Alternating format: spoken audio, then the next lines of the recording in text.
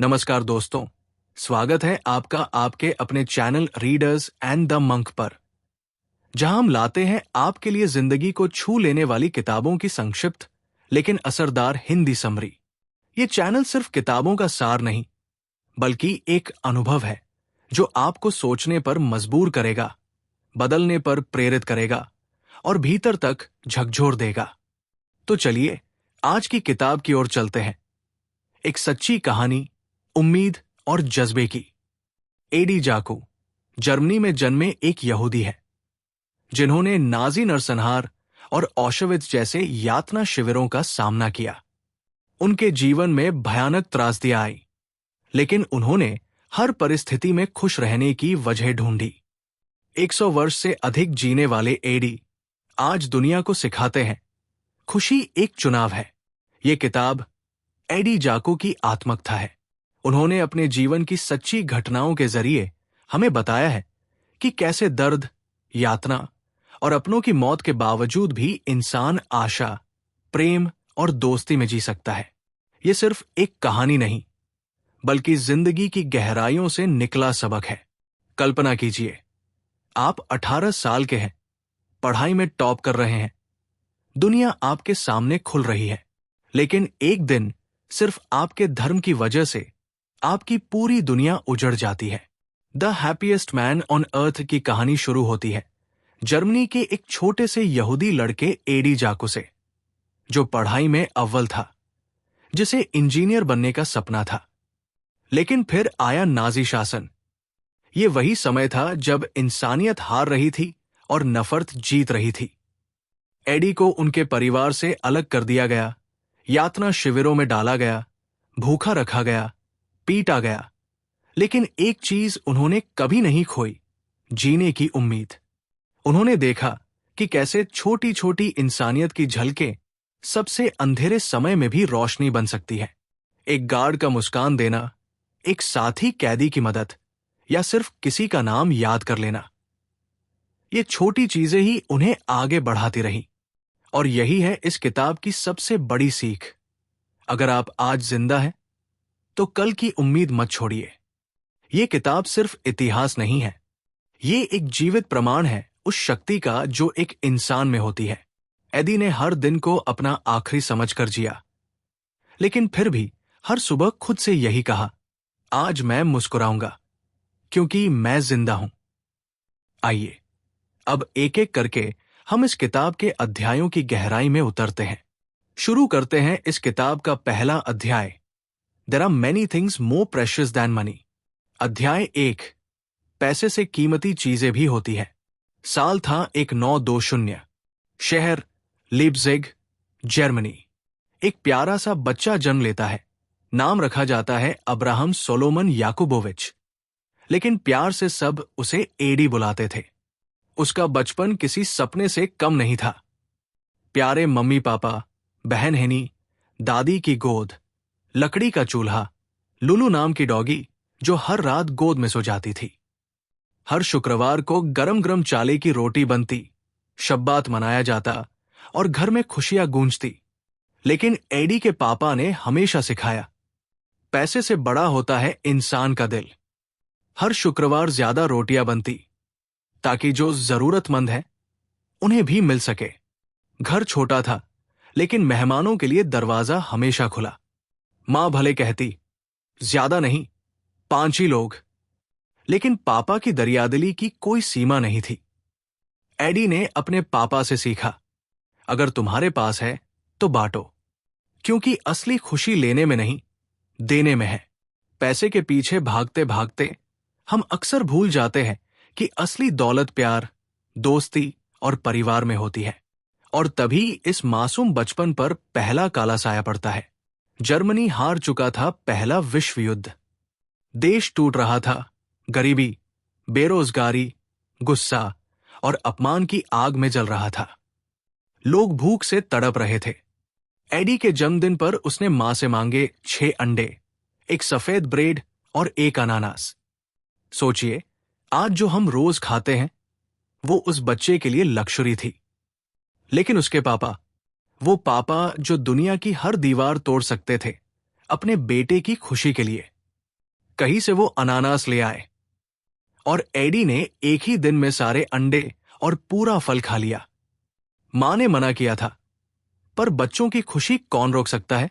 वो दिन, वो परिवार, वो सादगी, सब कुछ धीरे धीरे छिनने वाला था। मनोविज्ञान की गहराई। Money is not the only wealth. Compassion, family, generosity and memories are far richer. जब भी हम खो जाते हैं जिंदगी की भागदौड़ में, तो एक बार रुककर सोचिए, क्या हम उन लोगों के लिए जी रहे हैं जो हमें प्यार करते हैं, या बस अपने बैंक बैलेंस के लिए? एडी के पिता ने सिखाया, जो भी दो, दिल से दो। अब चलिए हम इस कहानी के अगले अध्याय की ओर बढ़ते हैं। एक ऐसा मोड़ जो एडी की मासूम दुनिया को ताश के पत्तों की तरह गिरा देता है। अध्याय 2, कमजोरी कैसे नफरत में बदल सकती है। Weakness can be turned into hatred. साल था 1938, नवंबर की सर्द रात। एडी, जो अब एक इंजीनियर बन चुका था, टॉप किया था, बेस्ट अप्रेंटिस बना था और वॉल्टर श्लेव के नाम से पहचान बना चुका था, अब सोचता है कि अपने माँ पिता को सरप्राइज देगा। मां बाप की शादी की 20वीं सालगिरह थी। दिल में ढेरों उम्मीदें और हाथ में टिकट लेकर वो अपने घर लीप्जिग पहुंचता है। लेकिन जैसे ही दरवाजा खोलता है, घर अंधेरे में डूबा हुआ है, सब गायब है। बस एक आवाज, उसकी प्यारी डॉगी लूलू की। थका हुआ एडी अपने पुराने बिस्तर पर लेट जाता है। उसे क्या पता था कि अगली सुबह उसकी जिंदगी का सबसे खतरनाक दिन होने वाला है। सुबह 5 बजे दरवाजे पर धमाके होते हैं। 10 नाजी सैनिक उसे बेड से घसीटकर बाहर ले जाते हैं, बेरहमी से पीटते हैं और फिर उनमें से एक उसके हाथ पर स्वास्तिक काटने लगता है। खून बहता है। तभी लूलू भौंकते हुए उस सैनिक पर झपटी। लेकिन अगले ही पल एक बेहोश कर देने वाला सच, लूलू को बेनेट से मार दिया गया। सड़क पर घसीटते हुए उसे जबरन उसका ही घर जलते हुए दिखाया गया।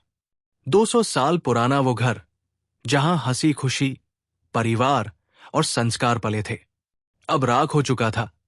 उस रात को हम जानते हैं क्रिस्टल नाइट के नाम से, नाइट ऑफ ब्रोकन ग्लास, जब हजारों यहूदी दुकानों, घरों और मंदिरों को जला दिया गया, तोड़ा गया, लूटा गया। और सबसे डरावनी बात, ये सब करने वाले नाजी सैनिक ही नहीं थे, बल्कि पड़ोसी, दोस्त, जान पहचान वाले लोग भी शामिल थे। कई लोगों को नदी में फेंका गया, कुछ बच्चों को भी। बर्फ में ठिठुरते शरीर और तट पर खड़े लोग चिल्ला रहे थे, shoot them, shoot the Jewish dogs. Eddie तब समझा, कमजोरी जब डर बनती है तो वो नफरत का रूप ले लेती है, और जब लोग चुप रहते हैं तब नफरत और जुल्म का राज शुरू होता है। मनोविज्ञान की गहराई। इस अध्याय की सबसे गहरी सीख यही है, silence is dangerous. Weak people are often manipulated into hatred. अगर उस दिन आम लोग खड़े हो जाते, आवाज उठाते, तो शायद इतिहास कुछ और होता। एडी उस दिन गर्व से भरा जर्मन नागरिक नहीं, बल्कि टूटा हुआ इंसान बन गया। वो कहता है, उस दिन मैंने अपनी जर्मन पहचान हमेशा के लिए खो दी। ये अध्याय बताता है कि नफरत पैदा नहीं होती, उसे तैयार किया जाता है, डर और चुप्पी से। और हम सबके पास हमेशा 2 रास्ते होते हैं, या तो डर के साथ चुप रहें या इंसानियत के लिए खड़े हों। अब अगले अध्याय में हम चलेंगे बुचेनवल्ड कॉन्सेंट्रेशन कैंप, जहां एडी पहली बार नरक का असली चेहरा देखता है। अध्याय 3, tomorrow will come if you survive today, one step at a time. जहां एडी की जिंदगी नरक में बदल जाती है, जहां इंसान को इंसान नहीं समझा जाता और हर पल, हर सांस, हर कदम सिर्फ एक सवाल होता है, क्या मैं कल तक जिंदा रह पाऊंगा? अध्याय 3, अगर आज जिंदा रहो तो कल जरूर आएगा। Tomorrow will come if you survive today, one step at a time. Eddie के शरीर से खून बह रहा था। नाजीज ने बुरी तरह पीटा था। लूलू अब नहीं रही, घर राख हो चुका था और अब वो एक ट्रक में भरकर ले जाया जा रहा था, बाकी यहूदियों के साथ। मंजिल, बुचेनवल्ड कॉन्सेंट्रेशन कैंप, नाजियों का नरक। लेकिन वहां पहुंचने से पहले एडी को इतनी बेरमी से पीटा गया था कि कैंप के कमांडर को डर लगने लगा। अगर ये लड़का मर गया तो मेरी नौकरी चली जाएगी। तो उन्होंने एडी को भेज दिया एक अस्पताल में 2 दिन के लिए, बिना किसी पहरे के। वहां एक नर्स ने उससे पूछा, अगर तुम भाग गए तो क्या तुम्हारे मां बाप जिंदा है? एडी बोला, हाँ। नर्स बोली, तो याद रखना, अगर तुम भागे तो तुम्हारे मां बाप को 15 मिनट में फांसी दे दी जाएगी। ये एक मानसिक कैद थी। जिंदा तो था एडी, लेकिन आजाद नहीं। जब 2 दिन बाद वापस कैंप भेजा गया, तब उसका स्वागत हुआ नरक की एक भयानक हकीकत से। बुचेनवर्ल्ड का मतलब एक ऐसा कैंप जहां लोग रहते नहीं, बस मरने के लिए भेजे जाते हैं। सैकड़ों लोग एक घोड़े के तबेले में ठूंसे हुए। दिन में एक बार खाना, गाढ़ा पानी और थोड़ी सी चावल। नहाना नहीं, कपड़े नहीं, गर्म पानी नहीं। खुले गड्ढों में 25 से 25 लोग एक साथ टॉयलेट करते थे। जिंदा इंसान की कोई कीमत नहीं थी। हर सुबह होती थी एक खेल। नाजी सुबह कैंप के गेट खोलते, 300 लोगों को छुट्टी का झांसा देते। जैसे ही वो 30 मीटर दूर जाते, मशीन गन्स चलती और सबको मार दिया जाता। फिर उनके घर चिट्ठी भेजी जाती, आपका बेटा भागने की कोशिश में मारा गया। सबूत, उसकी पीठ में गोली। एक डॉक्टर की कहानी। डॉक्टर कोहेन, जो खुद एक डॉक्टर थे, एसएस ने उन्हें इतना पीटा कि उनका पेट फट गया। मरने में बहुत वक्त लगता, तो उन्होंने पैसे देकर एक रेजर खरीदा। खुद का खून बहाकर टॉयलेट में जान दे दी, ताकि नाजी उसे फिर जिंदा ना कर सके। एडी के दिमाग में क्या चल रहा था? उसका सब कुछ टूट चुका था, लेकिन एक हल्की सी रोशनी अब भी थी। वो सोचता था, अगर मैं एक दिन और जिंदा रह जाऊं, तो शायद कल कुछ बदल जाए। 1 step at a time, 1 breath at a time. और फिर एक दिन उसे वहां दिखा हेलमट होर, वही शख्स जो एडी को वॉल्टर श्लेफ समझता था। एडी ने गुस्से में कहा, मैं वॉल्टर नहीं, मैं एडी हूं, यहूदी हूं। और फिर उसके मुंह पर थूक दिया। हेलमट सन्न था, लेकिन शायद थोड़ी इंसानियत अब भी बची थी उसमें। उसने कैंप कमांडर से कहा, एडी एक बेहतरीन टूलमेकर है, इसे मत मारो, इसे काम पर लगाओ। और यही बात एडी की जान बचा गई। मनोविज्ञान की गहराई। जब आप सोचते हैं कि अब और नहीं सह सकते, तब भी अंदर कहीं एक कश्ती बची होती है। होप, उम्मीद, सिर्फ एक शब्द नहीं, ये जिंदा रहने की ताकत है। इस अध्याय में सबसे जरूरी सबक है, टेक जस्ट 1 मोर स्टेप। चाहे दर्द हो, अंधेरा हो, डर हो, अगर आप बस एक और कदम ले ले, तो कल जरूर आएगा। अब अगले अध्याय में हम जानेंगे कि कैसे एडी अपने पिता की मदद से कैंप से निकलने में सफल होता है, और फिर शुरू होती है भागने और बचने की संघर्षपूर्ण यात्रा। अध्याय 4, you can find kindness everywhere, even from strangers, जिसमें एडी अपने परिवार से मिलने और देश छोड़ने की कोशिश करता है, जहां उम्मीद फिर से मुस्कुराती है और एडी को नाजी नरक से थोड़ी सी राहत की सांस मिलती है। पर यह राहत भी आसान नहीं, ये भी संघर्ष से भरी है, डर से, भागने से और बेहद इमोशनल मोड से भरी है। अध्याय 4, अजनबियों में भी करुणा मिल सकती है। You can find kindness everywhere, even from strangers. 2 मई 1939 सुबह के 7 बजे बुचेनवर्ल्ड कॉन्सेंट्रेशन कैंप के बाहर एक कार रुकती है। कार से बाहर निकलते हैं एडी के पिता। 6 महीने बाद एडी फिर से अपने पिता के गले लगता है। वो गले जिसमें अब सिर्फ हड्डियां थी, वो आंखें जिनमें गम से ज्यादा उम्मीद थी। नाजीज ने एक शर्त पर एडी को कैंप से छोड़ा था, उसे देसौ के एक एरोनॉटिकल फैक्ट्री में टूलमेकर बनकर काम करना था, मरते दम तक। लेकिन जैसे ही पिता पुत्र कार में बैठे, उन्होंने वो रास्ता नहीं लिया, बल्कि उन्होंने कार मोड़ दी सीधे बॉर्डर की तरफ। मिशन एस्केप, प्लान था देश छोड़ देना। मां और बहन भी जल्द ही जुड़ने वाली थी। कार आचेन नाम की बॉर्डर सिटी पहुंची। वहां एक पीपल स्मगलर से मुलाकात हुई। स्मगलर ने कहा, मैं आपको बेल्जियम पहुंचाऊंगा। पर वो झूठा निकला। उसने उन्हें नेदरलैंड्स ले जाकर जंगल के रास्ते में छोड़ दिया। रात का अंधेरा, एक ट्रक और उसमें लगा सर्च लाइट। उन सबको एक ट्रक के गुजरने का इंतजार था। जैसे ही ट्रक निकलता, उन्हें भागना था। तेजी से बॉर्डर पार। एडी एक डिच, नाली में छिपा था। पीछे से किसी ने उसकी बेल्ट पकड़ी। एडी को लगा, पापा है, मुझे पकड़ कर ले जा रहे हैं। ट्रक निकला, सब भागे। एडी भागा, पार कर गया। पर जब पीछे देखा, वो हाथ पापा का नहीं था। पापा पीछे रह गए थे। उन्होंने एक और महिला की मदद की थी चढ़ने में, और इस चक्कर में सर्च लाइट उन पर पड़ गया।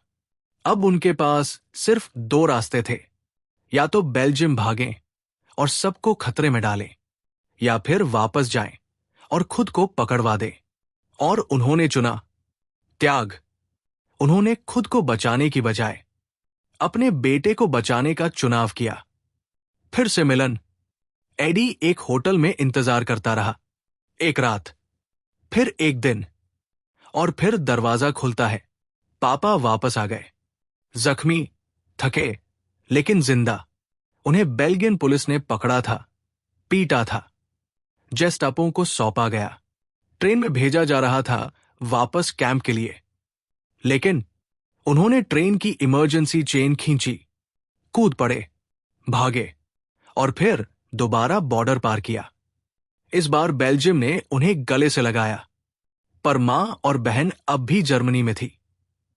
उन्होंने भी प्लान बनाया एस्केप का। लेकिन जब एडी ने फोन किया तो उठा जेस्टापो। उसने धमकी दी, अगर तुम नहीं लौटे तो तुम्हारी मां को मार देंगे।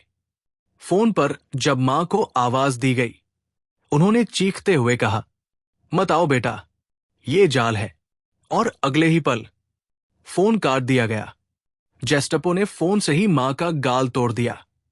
उस चोट की निशानी जिंदगी भर उनके चेहरे पर रही।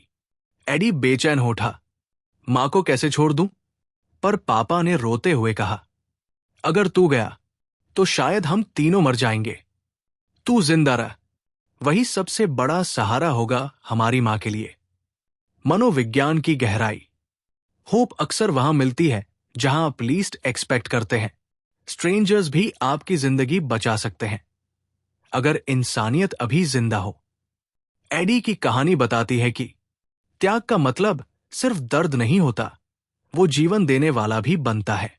और ये कि कभी कभी जीतने के लिए हमें भागना पड़ता है, पर किसी से नहीं, बल्कि मौत से। अब हम पहुंचते हैं उस मोड़ पर जहां एडी थोड़ी राहत की सांस लेता है। लेकिन किस्मत अभी भी उसे पूरी आजादी देने को तैयार नहीं। ये अध्याय बताता है कि कभी कभी जिंदगी आपको रोकती है, ताकि आप किसी बड़ी सीख के लिए तैयार हो सकें। और सबसे बड़ी बात, दर्द जब बांटा जाता है तो उसका बोझ हल्का हो जाता है। अध्याय 5। साझा दुख आधा होता है और साझा खुशी दुगुनी। शेयर्ड सोरो इज हाफ सोरो, shared pleasure is double pleasure. Belgium की सरहद को पार करते ही एडी और उनके पिता को लगा था कि अब वो आजाद है। लेकिन आजादी का स्वाद अभी अधूरा था, क्योंकि 2 हफ्तों बाद एडी को बेल्जियन पुलिस ने गिरफ्तार कर लिया। अब वजह क्या थी? तुम जर्मन हो, तुम अवैध रूप से बॉर्डर पार कर आए हो। जर्मनी में एडी यहूदी था और बेल्जियम में जर्मन। वो कहता है, मैं कहीं का नहीं रहा, मैं इंसान भी नहीं रहा। उसे ले जाया गया एग्जार्ड रेफ्यूजी कैंप, जहां करीब 4000 जर्मन शरणार्थी थे। हर तरह के लोग, समाजवादी, कम्युनिस्ट, समलैंगिक, विकलांग और बहुत से यहूदी जो नाजी से बचने के लिए भागे थे। लेकिन इस बार कुछ अलग था। इंसानियत की थोड़ी सी रोशनी। वहां उसे 3 वक्त का खाना मिलता था, बिस्तर था, घूमने की थोड़ी छूट भी, और सबसे बड़ी बात, इंसान जैसा व्यवहार। एडी ने सोचा, यहां कुछ सीख सकता हूं, कुछ सिखा सकता हूं। उसने बेल्जियन सरकार को चिट्ठी लिखी, मैं मैकेनिकल इंजीनियर हूं, मैं आपके देश के बच्चों को पढ़ाना चाहता हूं। सरकार ने मंजूरी दे दी। अब एडी हर सुबह गेंट यूनिवर्सिटी जाता, पढ़ाता और शाम को वापस आता। वो फ्लेमिश भाषा सीख रहा था, फ्रेंच भी बोलने लगा था। और फिर मिला उसे एक जाना पहचाना चेहरा, कर्ट हर्शफेल्ड, वही दोस्त जिससे वो बुचेनवर्ल्ड में मिला था। और एक नया दोस्त फ्रिट्ज लोवेंस्टीन, एक शानदार कैबिनेट मेकर जिसने एडी को कहा, तू यहां भी कुछ बना सकता है, इस वक्त का सदुपयोग कर, जिंदगी को फिर से शुरू करने की कोशिश कर। इन लोगों के साथ मिलकर एडी ने फिर से उम्मीद के छोटे छोटे टुकड़े जोड़ने शुरू किए। संगत बदलती है तो मन बदलता है। अब तक एडी भय और अकेलेपन में जी रहा था। अब उसे समझ आया, अगर दुख साझा कर लिया जाए तो वो सिर्फ आधा रह जाता है, और अगर खुशी बांटी जाए तो वो दुगुनी हो जाती है। लेकिन फिर आया 10 मई 1940। नाजी सेना बेल्जियम और फ्रांस पर चढ़ाई कर चुकी थी। गेंट के यूनिवर्सिटी क्लासरूम अब खाली हो चुके थे। सड़कों पर टैंकों की गूंज थी। शरणार्थी कैंप में खलबली मच गई। अब क्या होगा? कहाँ जाएंगे? एक प्लान बना। शरणार्थियों को ब्रिटेन भेजा जाएगा एक शिप से। पोर्ट तय हुआ, ऑस्टेंड। पर एक बार फिर किस्मत ने दगा दिया। बेल्जियन अफसर जो नाजियों से मिला हुआ था, शिप को पहले ही रवाना कर चुका था ताकि सारे शरणार्थी नाजियों के हाथ लग जाएं। अब उम्मीद सिर्फ एक, डनकर्क, फ्रांस का एक पोर्ट। एडी, कर्ट, फ्रिट्ज और सैकड़ों अन्य शरणार्थी चल पड़े 50 किलोमीटर पैदल, गोलियों, टैंकों और बमों के साए में। मनोविज्ञान की गहराई। We don't survive alone, we survive together. Eddie इस अध्याय में सिखाता है कि दुख जब तक आपके अंदर बंद रहता है वो जहर बन जाता है। जब आप उसे किसी के साथ बांटते हैं वो हीलिंग शुरू होती है। और जब आप दूसरों के दुख सुनते हैं तो आपको अपना दुख छोटा लगने लगता है। मानवता वही है जो अजनबियों को भी गले लगा सके। अब अगले अध्याय में हम चलेंगे डनकर्क, जहां एडी को दुश्मन से ज्यादा धोखा मिला अपनों से, जहां समंदर पार की उम्मीद भी बहने लगी। अगला अध्याय होगा one good friend is my whole world. अब हम उस अध्याय पर पहुंचे हैं जहां सच्ची दोस्ती की ताकत दिखाई देती है। ऐसी दोस्ती जो मौत के साए में भी उम्मीद बनकर साथ चलती है। आज हम जानेंगे कि कैसे एक अच्छा दोस्त पूरी दुनिया बन सकता है। अध्याय 6, एक अच्छा दोस्त ही मेरी पूरी दुनिया है। One good friend is my whole world. अब तक एडी की जिंदगी दर्द और भागते कदमों से भरी हुई थी, लेकिन अब सामने खड़ा था सबसे बड़ा इम्तिहान। डनकर्क, फ्रांस का एक छोटा सा पोर्ट, जहां से ब्रिटिश सेना और शरणार्थी समंदर पार यूके पहुंचने की कोशिश कर रहे थे। नाजीज पीछे थे, बम गिर रहे थे, गोलियां चल रही थी। हर कोई एक ही बात सोच रहा था, बस एक शिप में जगह मिल जाए, बस जिंदा निकल जाओ। एक फर्जी वादा और टूटती उम्मीद। ब्रिटिश अफसरों ने कहा, तुम्हें एक शिप में यूके भेजा जाएगा। लेकिन जैसे ही शरणार्थी पानी में उतरे, शिप ने दरवाजे बंद कर दिए और खाली निकल गई। अब सबको समझ आ गया, उन्हें धोखा दिया गया था। नाजीज अब कुछ ही किलोमीटर दूर थे। एडी, फ्रिट्ज और कर्ट तीनों ने लिया एक फैसला, अब छिपना होगा। वे लोग 3 दिनों तक खेतों, जंगलों और खंडहरों में छिपते रहे, कभी भूखे, कभी कांपते हुए, कभी एक दूसरे को थामते हुए। और तब फ्रिट्ज बीमार पड़ गया, बहुत तेज बुखार, चल नहीं पा रहा था। कर्ट और एडी ने मिलकर उसे कंधे पर उठाया। उस वक्त एडी ने खुद से कहा, अगर मैं अकेला होता तो शायद हार मान लेता, लेकिन मेरे दोस्त को मेरी जरूरत है। दोस्ती का असली अर्थ। फ्रिट्ज को देखकर एडी को लगता था, अगर ये आदमी जिसने सब कुछ खो दिया फिर भी मुस्कुरा सकता है, तो मैं भी मुस्कुरा सकता हूं। फ्रिट्ज ने एडी से कहा, अगर हम किसी दिन आजाद हो गए तो चलो पेरिस में मिलते हैं और सबसे अच्छा खाना खाएंगे। एडी हंस पड़ा। उस नरक के बीच में एक छोटा सा सपना, पेरिस में खाना। यही होता है दोस्ती, जहां हर मुश्किल में कोई कहता है मैं हूं ना। पकड़े गए फिर भी हारे नहीं। कुछ दिन बाद नाजीज ने उन्हें पकड़ लिया। उन्हें वेगन कैटल ट्रेन्स में भरकर भेजा गया। 100 लोग एक बंद डिब्बे में, ना रोशनी, ना पानी, ना खाना। कुछ लोग वही दम तोड़ते रहे। फ्रिट्ज, जो अब तक काफी बीमार हो चुका था, उसने एडी का हाथ पकड़कर कहा, अगर मैं बचा तो पेरिस में जरूर मिलूंगा। मनोविज्ञान की गहराई। In the darkest tunnels of life, a friends voice is the only light. इस अध्याय में हम सीखते हैं, सच्चा दोस्त वो होता है जो आपके साथ नरक तक चलने को तैयार हो। दुख अकेले सहना सबसे बड़ा बोझ होता है, पर जब एक कंधा मिल जाता है तो दर्द बंट जाता है। कभी भी किसी मुश्किल में अकेले मत रहो। किसी को ढूंढो और खुद भी किसी के लिए वो फ्रिट्ज बनो। हम उस अध्याय पर पहुंचे हैं जहां एडी की जिंदगी में फिर एक नई किरण आती है, शिक्षा की किरण, जहां हथकड़ी पहने इंसान किताबों की रोशनी में खुद को जिंदा रखता है। अध्याय 7, शिक्षा जीवन रक्षक होती है। Education is a life saver. Nazis ने एडी, फ्रिट्ज और कर्ट को पकड़ लिया था। उन्हें कैटल वेगन में जानवरों की तरह ठूंस कर भेजा गया एक और कैंप। अब ये कोई शरणार्थी नहीं थे, ये कैदी नंबर बन चुके थे। एडी अब कैंप गर्स, फ्रांस में था।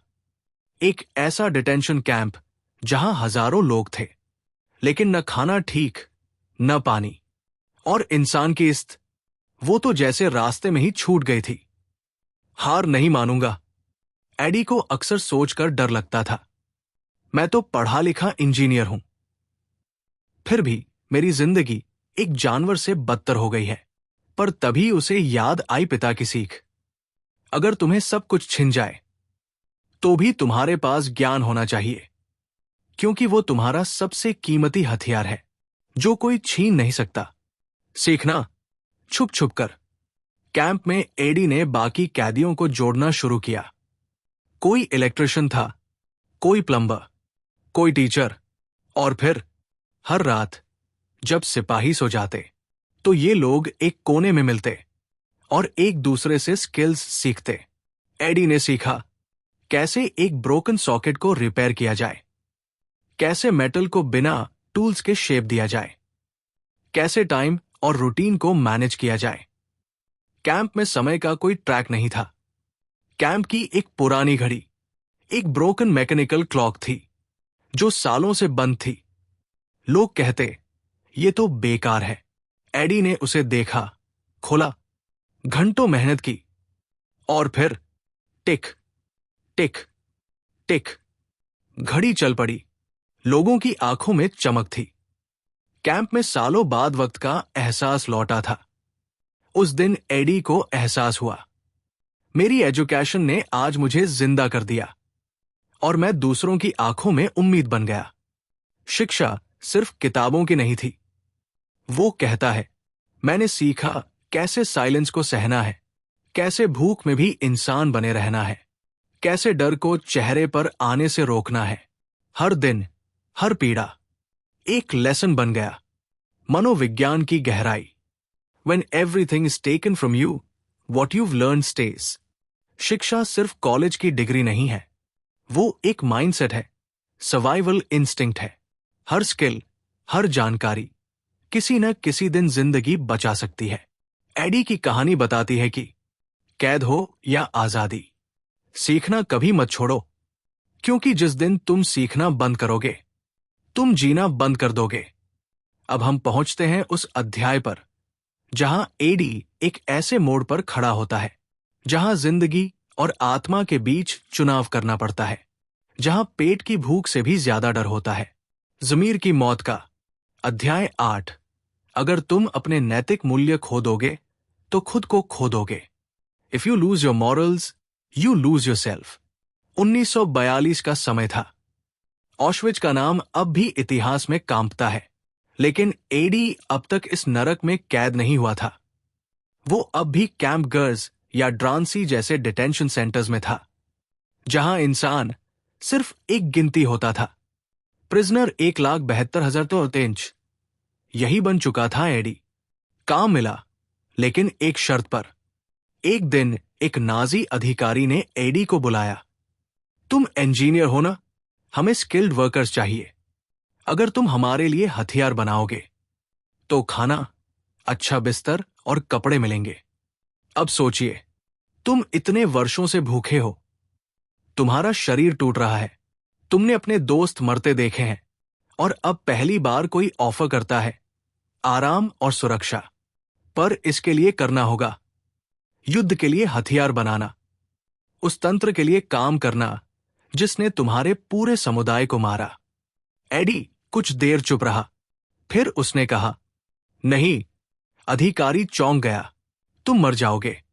एडी बोला, तो मैं एक जमीर वाला मरा इंसान बनूंगा, न कि एक जिंदा जानवर जो अपने ही लोगों को मारता है। हर दिन जिंदा रहना मुश्किल था।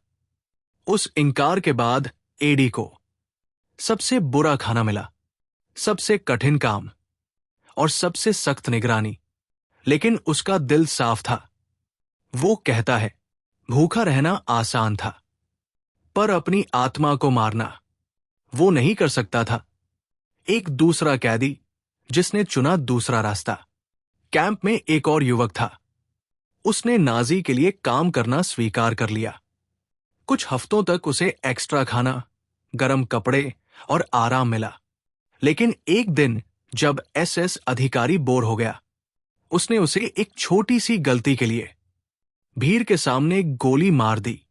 एडी ने उस दिन फिर सीखा, अगर तुम अपनी इंसानियत बेच दोगे तो अंत में तुम्हारे पास न इंसान बचता है, न सुरक्षा। मनोविज्ञान की गहराई। Integrity isn't a luxury, it's a foundation. इस अध्याय में हमें सिखाया गया कि जिंदगी की सबसे बड़ी लड़ाई पेट से नहीं, पर जमीर से होती है। जो भी हो जाए, अगर आपकी नैतिकता बची हुई है तो आप अभी भी इंसान हो। एडी के शब्दों में, मैंने सब कुछ खो दिया, परिवार, घर, आजादी, पर मेरी आत्मा अब भी मेरी है। अब हम पहुंचते हैं उस अध्याय पर जहां एडी की कहानी शरीर की सहन शक्ति और आत्मा की ताकत को छूती है, जहां हर पल, हर सांस, हर हड्डी एक ही बात कहती है, मैं अभी जिंदा हूं। अध्याय 9। मानव शरीर सबसे बेहतरीन मशीन है। The human body is the best machine ever made. अब एडी पहुंच चुका था ऑशविच कॉन्सेंट्रेशन कैंप, मौत का कारखाना, जहां आने का मतलब होता था जीवन का अंत। यहां कोई नाम नहीं होता, सिर्फ एक नंबर। एडी का नंबर था 1,72,338, और अब से वही उसकी पहचान थी। ऑशविच की सुबह, हर सुबह एक ही आवाज आती थी, अल्लेहरस, सब बाहर निकलो, स्नेल, स्नेल, तेज चलो, 5 बजे उठना। कोई नहाने की सुविधा नहीं, खाने को बस एक कप गंदा सूप, और फिर पूरे दिन पत्थर ढोने, लाइन लगाने और अपमान सहने का काम। बर्फ और नंगे पैर। सर्दियों में तापमान -10 डिग्री सेल्सियस था। ना जूते, ना मोजे, नंगे पांव बर्फ में खड़ा होना होता था घंटों। एडी कहता है, मैंने अपने पैरों को नीला होते देखा, फिर बैंगनी, फिर वो बस सुन्न हो गए, लेकिन फिर भी वो चलता रहा। शरीर की सहन शक्ति एक चमत्कार। जिन लोगों ने खाना छोड़ दिया वो हफ्ते भर में मर गए। जिनका मन हार गया उनका शरीर भी ढह गया, लेकिन जिनके पास थोड़ी सी उम्मीद थी उनके शरीर ने असंभव सहन शक्ति दिखाई। एडी हर दिन खुद से कहता, एक और दिन, बस एक और दिन। मैं मशीन नहीं हूं, पर मेरा शरीर किसी मशीन से कम भी नहीं है। डॉक्टरी प्रयोग और यातना। नाजीज डॉक्टर नहीं थे, वो क्रूर वैज्ञानिक थे। कैदियों पर नशे, गैस, ऑपरेशन बिना एनेस्थीसिया किए जाते। कुछ की आंखें बदली जाती, कुछ को ठंडे पानी में डुबोया जाता, लेकिन एडी बचा रहा क्योंकि उसने अपने शरीर पर भरोसा किया। वो कहता है, हमारा शरीर सब कुछ सह सकता है अगर हमारा मन कहे तू हार नहीं सकता। और फिर एक पल आया। एक दिन एडी के पैर में फोड़ा हो गया, इतना गहरा कि हड्डी तक सड़ गई थी। नाजीज ने कहा, इसका पैर काटना पड़ेगा। पर एडी ने हार नहीं मानी। उसने खुद अपने जख्मों की सफाई की, खुद ही पट्टियां बांधी, हर दिन चल चल कर मांस को दोबारा जीवित किया। वो कहता है, मैंने अपने शरीर को मरने नहीं दिया और शरीर ने भी मुझे जिंदा रखना नहीं छोड़ा। मनोविज्ञान की गहराई। Our bodies are miraculous but only if our minds believe it. इस अध्याय में सबसे गहरी सीख ये है, शरीर तब तक हार नहीं मानता जब तक दिमाग उसे हारने को न कहे। दर्द, थकान, भूख, ये सब हारते हैं एक मजबूत मनोबल के आगे। हम सब के पास ये बेस्ट मशीन है, लेकिन क्या हम इसे समझते हैं या हर छोटी तकलीफ में टूट जाते हैं? अब आप पहुंचे हैं उस सबसे भयानक मोड़ पर जहां एडी को चलते चलते मौत की तरफ धकेला गया और हर कदम पर जिंदा रहने की उम्मीद टूटती और फिर जुड़ती रही। लेकिन इसी नरक में उसने सीखा, जहां जीवन है वहां उम्मीद भी जरूर होती है। अध्याय 10, जहां जीवन है वहां उम्मीद है। Where there is life, there is hope। साल 1945। ऑशविच अब भी जिंदा नरक था, लेकिन एलिड फोर्सेस पास आ रही थी।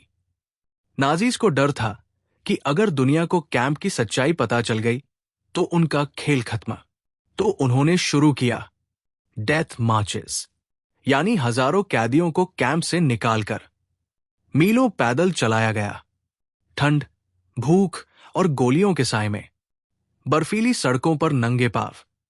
एडी को भी बाकी हजारों यहूदियों के साथ कैंप से निकाला गया, बिना खाना, बिना गर्म कपड़े, बिना जूते, पैरों में घाव, पीठ पर कोड़े और सामने बस सफेद बर्फ और मौत की सफेदी। नाजीज ने साफ कहा, अगर रुकोगे, गिरोगे या पीछे मुड़ोगे, गोली मार दी जाएगी। हर दिन चलते थे 20 से 30 किलोमीटर। हर घंटे कोई न कोई गिरता, कोई पीछे छूटता और फिर गोलियों की आवाज। मन का सबसे बड़ा युद्ध। एडी सोचता था, मुझे नहीं पता मैं कहां जा रहा हूं, लेकिन मैं हर कदम पर जिंदा हूं। मुझे भूख लगी है, लेकिन मैं अब भी सोच सकता हूं। वो हर दिन अपने मन से कहता, अगर मैं बस एक और कदम चला तो शायद जिंदगी बदल जाए। कभी वो गाता था मन ही मन, कभी मां की ललेबा याद करता, कभी अपने कुत्ते लूलू को। बस कुछ भी जिससे मन में उम्मीद बची रहे। 2 भाइयों की कहानी। मार्च के दौरान एडी ने देखा 2 भाई एक दूसरे को कंधा देकर चला रहे थे। एक की टांग में इन्फेक्शन था, दूसरा उसे घसीट रहा था। नाजीज ने देखा और कहा, या तो तुम इसे छोड़ दो या फिर दोनों मारे जाओगे। भाई रुका, देखा, अपने ही भाई के गले लगा और दोनों को गोली मार दी गई।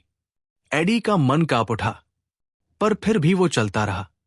और फिर एक रात एक खेत के खंडहर में सबको रुकवाया गया। नाजीज ने कैंप छोड़कर भागना शुरू कर दिया।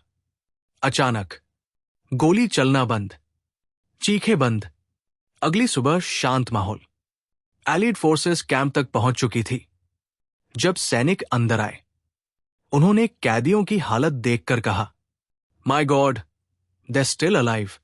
एडी गिर पड़ा, थक कर नहीं बल्कि रोकर। उम्मीद लौट आई थी। वो कहता है, मैं उस दिन नहीं रोया जब मां मुझसे बिछड़ी, पर उस दिन रोया जब एक अजनबी ने मुझे देखा और कहा, यू आर सेफ नाउ। मनोविज्ञान की गहराई। Hope isn't a light at the end of the tunnel, it's the fire inside that keeps you walking through the dark. जब सब कुछ खत्म लग रहा हो, जब शरीर टूट रहा हो, जब मन जवाब दे रहा हो, तभी सबसे ज्यादा जरूरत होती है उम्मीद की।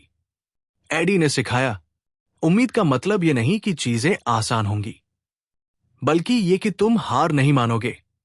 अब हम उस अध्याय पर हैं जहां एडी की जिंदगी काली रात के बाद एक नई सुबह की ओर मुड़ती है, जहां उसे पहली बार लगता है अब जीने की वजह है, अब मैं सिर्फ सांस नहीं, जिंदगी ले रहा हूं।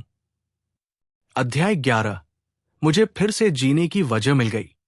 आई have a reason to live again. ऑशविच, डेथ मार्च, भूख, गोलियां, क्रूरता, इन सब से गुजरने के बाद अब एडी एक नए मोड़ पर था।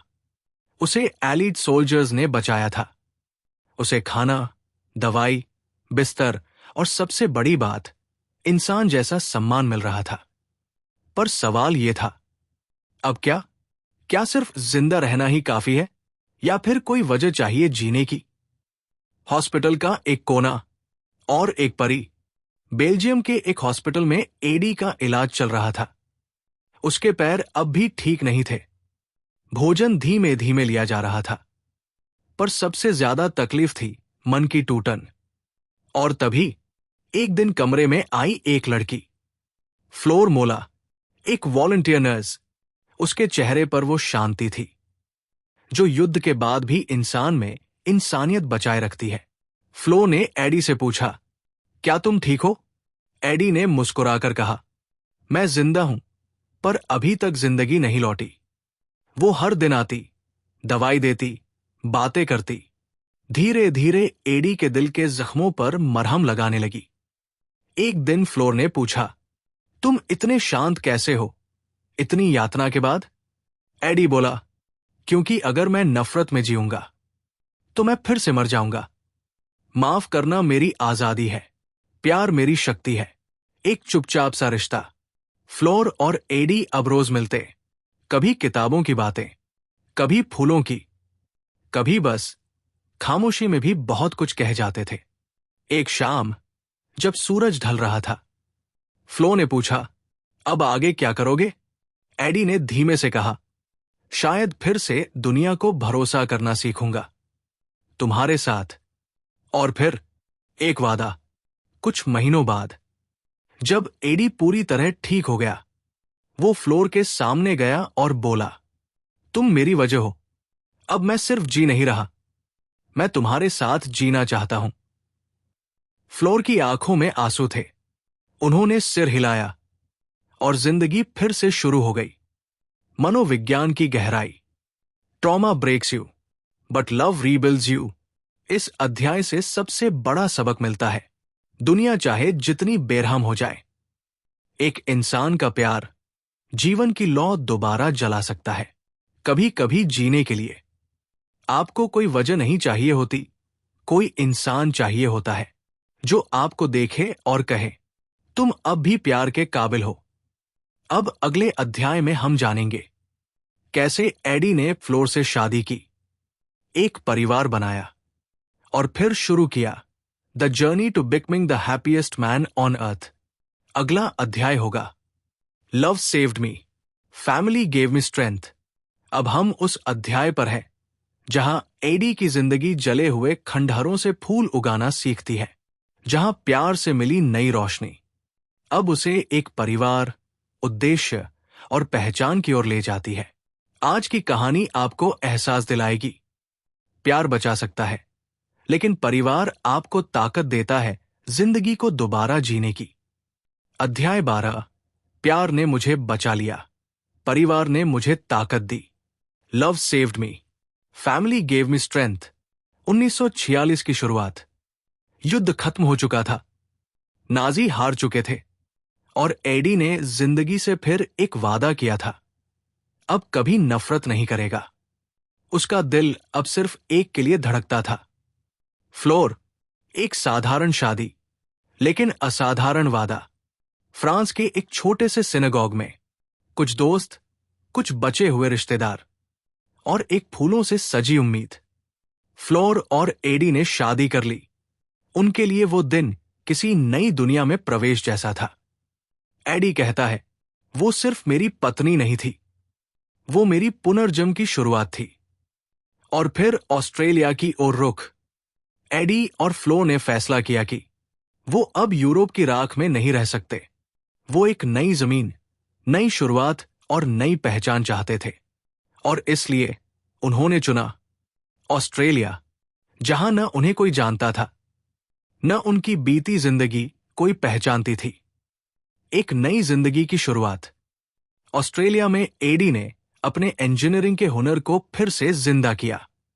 एक छोटी सी वर्कशॉप खोली, जहां वो खुद के बनाए टूल्स और मशीन से काम करने लगा। फ्लो ने भी साथ दिया, घर संभाला, दिल संभाला, और फिर बेटे का जन्म माइकल।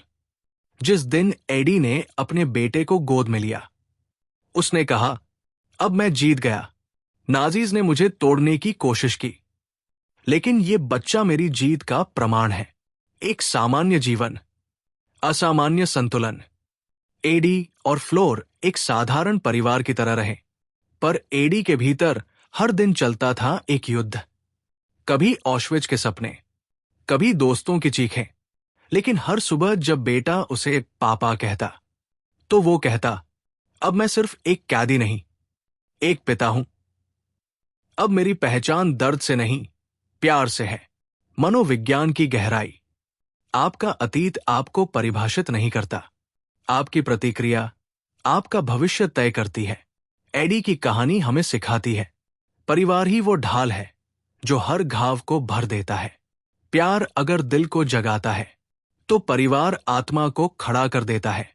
और सबसे जरूरी बात, अगर आप अपनी अगली पीढ़ी में मुस्कुराहट पैदा कर सकें, तो आपने सच में दुनिया जीत ली।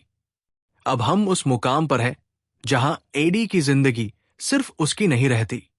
अब वो हर उस इंसान की आवाज बन जाता है जो जुल्म से गुजरा पर खामोश रहा। आज का अध्याय हमें दिखाएगा कैसे दर्द को बांटने से शक्ति मिलती है, और कैसे एक इंसान अपनी कहानी से हजारों जिंदगियां बदल सकता है। अध्याय 13। मेरी कहानी को बांटना ही मेरा मकसद बन गया। Sharing my story was my purpose. Australia में अब एडी एक पिता, एक पति और एक कामयाब इंजीनियर था, पर उसके भीतर अब भी कुछ अधूरा था। वो 50 साल की चुप्पी, 1945 से लेकर 1995 तक। पूरे 50 सालों तक एडी ने ऑश्विच, नाजीज, मौत, दर्द, किसी की बात नहीं की।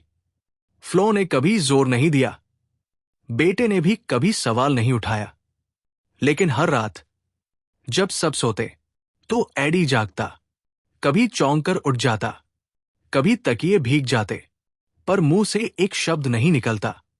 और फिर एक दिन 1995 में हॉलोकॉस्ट की 50वीं बरसी पर सिडनी के एक जूविश सेंटर में कार्यक्रम था। फ्लो ने कहा, तुम्हें वहां जाना चाहिए, और अगर दिल कहे तो बोलना चाहिए। पहली बार एडी ने माइक उठाया और कहा, मेरा नाम एडी जाको है, और मैं आज भी जिंदा हूं। मैं ऑश्विच से बचा हूं, और आज भी इंसानियत पर यकीन करता हूं। मैं नफरत नहीं करता, क्योंकि नफरत सबसे धीमा जहर है। सन्नाटा टूट गया, लोग रो रहे थे, कुछ खड़े होकर तालियां बजा रहे थे, कुछ उनके गले लग गए। और तब एडी को अपना नया उद्देश्य मिला। अगर मेरी कहानी से किसी को थोड़ी भी उम्मीद मिलती है, तो मेरी तकलीफ बेकार नहीं गई। School, university, television. इसके बाद एडी ने अपनी कहानी को स्कूलों में, यूनिवर्सिटी लेक्चर में, टीवी इंटरव्यूज में, और बाद में अपनी किताब में बांटना शुरू किया। हर जगह, हर पीढ़ी को उन्होंने बताया, पढ़ो, सीखो, माफ करो, लेकिन कभी भूलो मत। उनके शब्दों में ऐसा असर था कि युवा उनसे मिलकर कहते, Eddie, you are not just a survivor, you are a hero. और फिर the happiest man on earth.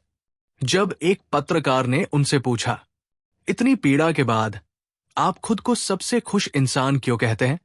AD मुस्कुराया और बोला, क्योंकि मैंने जिंदगी चुन ली है, और जब आप जिंदगी को शुक्रिया कहते हैं, तो वो आपको बदले में सुकून देती है।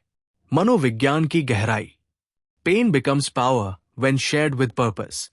एडी ने सिखाया, जब आप अपने घावों को आवाज देते हैं तो वो नासुर नहीं रहते, वो दूसरों की मशाल बन जाते हैं।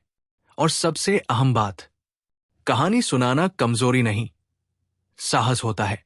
जब आप दुनिया को बताते हैं कि आपने क्या सहा, तो आप किसी एक को उस अंधेरे से निकाल सकते हैं जिससे आप कभी गुजरे थे। अब हम उस मुकाम पर हैं जहां एडी की कहानी सिर्फ एक कहानी नहीं रहती, वो एक रोशनी बन जाती है जो अंधेरे में खोए लोगों को रास्ता दिखाती है। आज हम जानेंगे कैसे दुख बांटने से हल्का हो जाता है और खुशी बांटने से दोगुनी। और यही बनता है एक सच्चे इंसान की अंतिम विरासत। अध्याय 14, दुख बांटो तो आधा होता है, सुख बांटो तो दुगना। शेयर्ड सोरो इज हाफ सोरो, shared pleasure is double pleasure. अब एडी की उम्र 90 के पार जा चुकी थी, पर उनकी आंखों में बचपन जैसी चमक, आवाज में युवाओं जैसी ऊर्जा और दिल में अब भी वही भावना, मैं आज भी कुछ दे सकता हूं दुनिया को। सिडनीज हॉलोकॉस्ट म्यूजियम, एक नई भूमिका। हर हफ्ते, हर बुधवार को सिडनी हॉलोकॉस्ट म्यूजियम में एक बूढ़ा आदमी व्हीलचेयर में आता और बच्चों के सामने बैठकर कहता, क्या तुम कहानी सुनना चाहते हो? एक ऐसे इंसान की जो नरक से लौटा है और फिर भी मुस्कुरा रहा है। बच्चे चुप हो जाते, टीचर्स की आंखें नम हो जाती और एडी फिर से कहता, मैं तुम्हें डराने नहीं आया, मैं तुम्हें इंसानियत सिखाने आया हूं। और वो बिस्किट का डब्बा, म्यूजियम के बाहर वो बैठता, सभी बच्चों को अपनी पॉकेट से निकाल कर देता एक छोटा सा बिस्किट। वो कहता, जब मैं ऑशविच में था तब मैंने सपने में भी बिस्किट नहीं देखा था, आज मैं इसे बांटकर खुद को जिंदा महसूस करता हूं। और फिर आई किताब द हैप्पीएस्ट मैन ऑन अर्थ। 100 साल की उम्र में एडी ने अपनी आत्मकथा लिखी, एक ऐसी किताब जो दर्द की सच्चाई, माफ करने की ताकत और जीवन की कृतज्ञता को एक साथ समेटे हुए थी। जब किताब लॉन्च हुई, हर इंटरव्यू में लोग रोते, हंसते और फिर शांत हो जाते। एडी कहते थे, अगर इस किताब से एक भी इंसान थोड़ी देर के लिए खुद से प्यार करना सीखे तो मेरा जीवन सफल हो गया। उनके अंतिम शब्दों में सच्ची शिक्षा थी। 2021 में 101 साल की उम्र में एडी जैकू ने अंतिम सांस ली, लेकिन उससे पहले वो कह गए, मेरे दोस्त बनो, लोगों के साथ अच्छा करो, तुम जो दर्द सह रहे हो उसे बांटो, क्योंकि वो सिर्फ तुम्हारा नहीं है। और जब खुश हो तो उसे भी बांटो, क्योंकि उसे बांटने से ही जिंदगी का असली स्वाद आता है। मनोविज्ञान की गहराई, pain multiplies in silence but joy multiplies when shared. Eddie की आखिरी सीख यही थी, खुद को अकेला मत समझो। जब तुम दुख बांटते हो तो वो तुम्हारे भीतर से निकलकर आंखों के आंसू बन जाते हैं और बह जाते हैं। और जब तुम मुस्कान बांटते हो तो सामने वाला भी मुस्कुरा देता है, और वही जिंदगी की असली जीत है। अब हम इस अमूल्य जीवन यात्रा के अंतिम अध्याय पर हैं, जहां एडी जैकू, जो ऑशविच के अंधेरे से लौटा, जिसने दर्द में भी मुस्कुराना सीखा, अब हमें जिंदगी का सबसे सीधा लेकिन सबसे सच्चा मंत्र सौंपता है, खुश रहना एक रोज का चुनाव है। अंतिम अध्याय, खुशी रोज एक चुनाव है। Happiness is a choice you make every day. 101 वर्ष की उम्र में जब दुनिया एडी को हॉलोकॉस्ट सर्वाइवर, स्पीकर और लेखक के रूप में जानने लगी थी, तब एडी खुद को एक शब्द से पहचानता था, मैं एक खुश इंसान हूं। लेकिन क्या यह खुशी उसे अपने आप मिली थी? नहीं, ये हर दिन का एक चुनाव था। हर सुबह की शुरुआत एक सवाल से होती थी, क्या मैं आज भी मुस्कुराऊंगा? क्या मैं फिर से दूसरों के लिए अच्छा बन पाऊंगा? एडी का सुबह का रूटीन, एक साधु जैसा जीवन। हर सुबह एडी उठता, बगैर किसी शिकवे के, बगैर किसी घृणा के, बस एक शब्द दोहराता, शुक्रिया। सूर्य की रोशनी को देखना, बगीचे में पानी देना, अपने पोते को गले लगाना और हंसकर कहना, मैं आज भी जी रहा हूं। इसका मतलब है मैं जीत रहा हूं। एडी का हैप्पीनेस फॉर्मूला। 1, हर दिन कुछ अच्छा करो बिना उम्मीद के।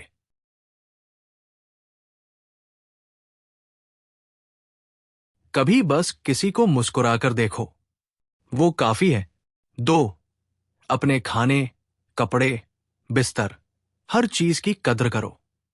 ऑशविच ने सिखाया कप का गर्म पानी भी लक्जरी होता है। 3, नफरत मत पालो। हेड करना खुद को धीमे जहर देने जैसा है और उम्मीद करना कि दूसरा मरे। 4, खुद को माफ करना सीखो। गलतियां सब करते हैं, पर सीखना जरूरी है, पछताना नहीं। 5, मुस्कुराओ, चाहे आंसू हो या धूप। मुस्कुराहट वो ताकत है जो मौत के कैंप से भी तुम्हें बाहर निकाल सकती है। एडी की सबसे बड़ी पूंजी। जब उनसे पूछा गया, तुम्हारी सबसे बड़ी सफलता क्या है, उन्होंने कहा, मेरी बीवी, मेरा बेटा, मेरी बहू, मेरे पोते और वो हजारों लोग जो मेरी बातों से थोड़ा कम अकेला महसूस करते हैं। एडी की अंतिम झलक। अपने जीवन के अंतिम वर्ष में वो म्यूजियम के बाहर बैठते थे, हाथ में बिस्किट, चेहरे पर मुस्कान। और जब कोई उनसे पूछता, आप इतने खुश कैसे रहते हैं, वो बस एक ही लाइन कहते, क्योंकि मैंने खुश रहना चुना है। मनोविज्ञान की गहराई। खुशी कोई इनाम नहीं है, ये एक आदत है, एक फैसला है, एक रोज की शुरुआत है। एडी जैको की जिंदगी ने सिखाया, हालात कितने भी बुरे हों, आपका मन अगर शांत है तो आप हर तूफान पार कर सकते हैं। ऑशविच में भी उन्होंने उम्मीद नहीं छोड़ी और सिडनी में भी उन्होंने आदर्श नहीं छोड़ा। उन्होंने हर इंसान से कहा, अगर मैं इतने सब कुछ सहने के बाद भी खुश रह सकता हूं तो आप क्यों नहीं। अगर एडी जैको की कहानी ने आपके दिल को छुआ हो, आपको कुछ महसूस कराया हो, तो इस वीडियो को जरूर लाइक करें, शेयर करें और सब्सक्राइब करें, क्योंकि आप और हम मिलकर किसी और एडी की तकलीफ को उम्मीद की कहानी बना सकते हैं। तो दोस्तों, ये थी द हैप्पीएस्ट मैन ऑन अर्थ की एक भावनात्मक और जिंदगी बदल देने वाली कहानी। अगर इस कहानी ने आपके दिल को छुआ हो, आपको जिंदगी को नए नजरिए से देखने की प्रेरणा दी हो, तो इस वीडियो को लाइक करें, कमेंट करें और जरूर शेयर करें। अगर आप इस किताब को पढ़ना चाहते हैं तो बुक का लिंक डिस्क्रिप्शन में दिया गया है।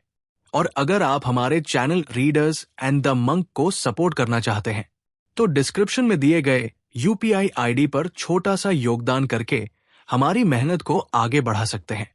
फिर मिलेंगे एक नई किताब के साथ। धन्यवाद।